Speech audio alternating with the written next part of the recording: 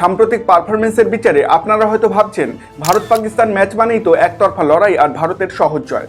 কিন্তু ক্রিকেট ইতিহাসের পাতা আর বিশ্বকাপের মঞ্চ আমাদের বারবার মনে করিয়ে দেয় এই চিরপ্রতিদ্বন্দ্বী দ্বৈরথে ফেভারিট তকমা আসলে আইসক্রিমের মতো, যা ম্যাচের প্রথম ওভারেই গলে যেতে পারে।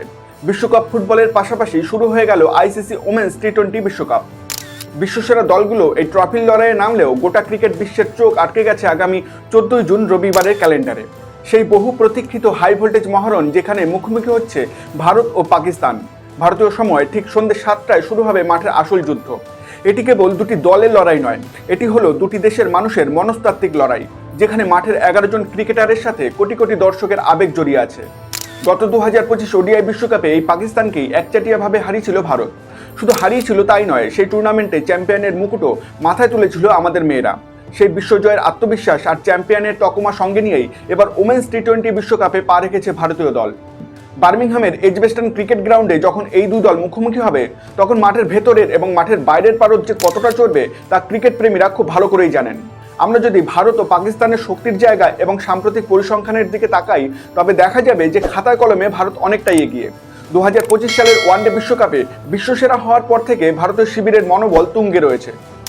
অধিনায়ক হরমনপ্রীত কৌর এবং সহ অধিনায়ক স্মৃতি মান্দানার ব্যাটিং জুটি যে কোনো বোলিং লাইন আপকে খড়কুটোর মতো উড়িয়ে দেওয়ার ক্ষমতা রাখে। অন্যদিকে পাকিস্তানের মহিলা দল সবসময় তাদের বোলিং শক্তির উপর নির্ভর করে ম্যাচ জেতার চেষ্টা করে, কিন্তু ভারতের শক্তিশালী ব্যাটিং গভীরতা এবং রিচা ঘোষের মতো ফিনিশারের উপস্থিতি সেই বোলিং আক্রমণকে রুখে দেওয়ার জন্য যথেষ্ট। বিশ্বমঞ্চে পাকিস্তানের বিরুদ্ধে ভারতের জয়ের ট্র্যাক রেকর্ড অত্যন্ত ঈর্ষণীয়, যা আগামী রবিবারের ম্যাচে ভারতীয় দলকে বাড়তি সুবিধা দেবে। তবে টি20 ফরম্যাটে কোনো দলকেই ছোট করে দেখার সুযোগ নেই, তাই ভারতের মূল লক্ষ্য থাকবে শুরু থেকেই ম্যাচের নিয়ন্ত্রণ নিজেদের হাতে রাখা। ইংল্যান্ডের বার্মিংহামের এজবেস্টন স্টেডিয়ামের পিচ সাধারণত ব্যাটসম্যান এবং বোলার উভয়কেই সমান সুবিধা দিয়ে থাকে। জুন মাসের আবহাওয়া এবং ওখানকার কন্ডিশনে টস একটি গুরুত্বপূর্ণ ভূমিকা পালন করতে পারে।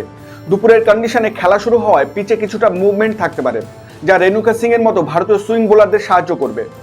পাকিস্তানের মিডল অর্ডার ব্যাটিং প্রায়শই চাপের মুখে ভেঙে পড়ে, আর ভারত ঠিক এই দুর্বলতাকেই কাজে লাগাতে চাইবে দীপ্তি শর্মার মতো অভিজ্ঞ স্পিনারের নিয়ন্ত্রিত বোলিং দিয়ে। 2025 সালের ওডিআই বিশ্বকাপের সেই দাপুটের জয়কে মনে রেখে ভারতীয় দল চাইবে এই ম্যাচ জিতে টুর্নামেন্টে নিজেদের আধিপত্য বজায় রাখতে। দুই দলের মাঠের ভেতরের এবং বাইরের মানসিক লড়াই ম্যাচটিকে প্রতি মুহূর্তে এক চরম সাসপেন্সের দিকে নিয়ে যাবে। এই হাই ভোল্টেজ ম্যাচে ভারতীয় মহিলা ব্রিগেড কি পারবে তাদের 2025 সালের ওডিআই বিশ্বকাপের জয়ের ধারা বজায় রেখে পাকিস্তানকে আবার হারাতে, নাকি পাকিস্তান কোনো নতুন চমক দেখাবে? আপনাদের কি মনে হয়, স্মৃতি মান্দানা নাকি হরমনপ্রীত কৌর, কার ব্যাট থেকে আসবে ম্যাচের সবচেয়ে বড় ইনিংস? আপনার মূল্যবান মতামত কমেন্ট বক্সে লিখে জানান। সঙ্গে খেলার ফিল্ডের সুব্রত চ্যানেলটি লাইক ও সাবস্ক্রাইব অবশ্যই করুন।